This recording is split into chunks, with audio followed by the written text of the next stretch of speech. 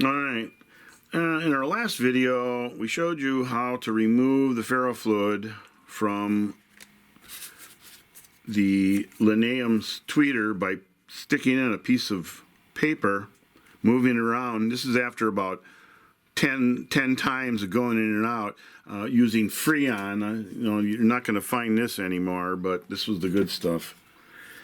And you can actually take this with a longer piece and moving it back and forth.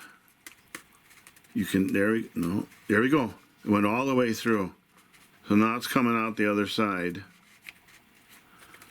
You can see it there. And now you can actually take it and then move it back and forth if you need to. And it's pretty clean. It's about as clean as we're going to get it right now, so I'm not going to do any more cleaning. But now we want to put some ferrofluid back in it. So I'm going to show you. We got our bottle of ferrofluid here. There's lots of different kinds. Don't be too picky. I use in this case, I'm using a chopstick. And I dip it in there. And I get a little on the end, and all you do is bring it close, and it gets sucked right in. Whoop! In it goes. And if you spill any, eventually that will work its way in there too. So I'm going to try a little more. All right, that's one side.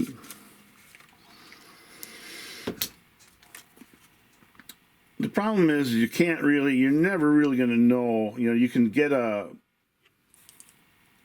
syringe and put X amount of milliliters in it and then end up putting that much in there. You can mess around with that. I've done so many of these.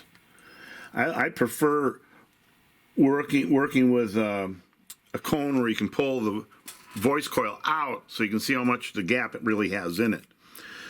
So what I'm going to do now is get a real bright light. I'm going to take a look down there, and I'll be able to see a little something. I should try and get a borescope. Maybe that would actually show us what's going on. But now we'll flip it around to the other side, put a couple drops, very small drops in there.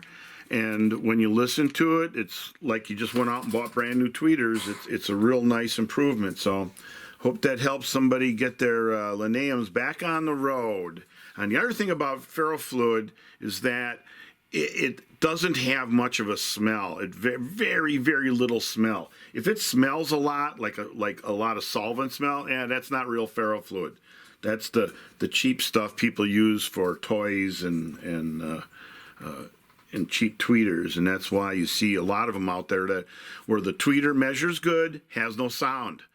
And then if you push on the cone very slightly, it doesn't move at all. So I've saved a bunch of those by heating up the magnet to the point where the ferrofluid becomes liquid again, pull the pair apart, clean it all up, put it back together. So, but nowadays, we want to, if we're going to put all that work in a speaker, might as well do some upgrades and do some ring radiators or some other high performance stuff, silk dome tweeters and that sort of thing. So hope that helps.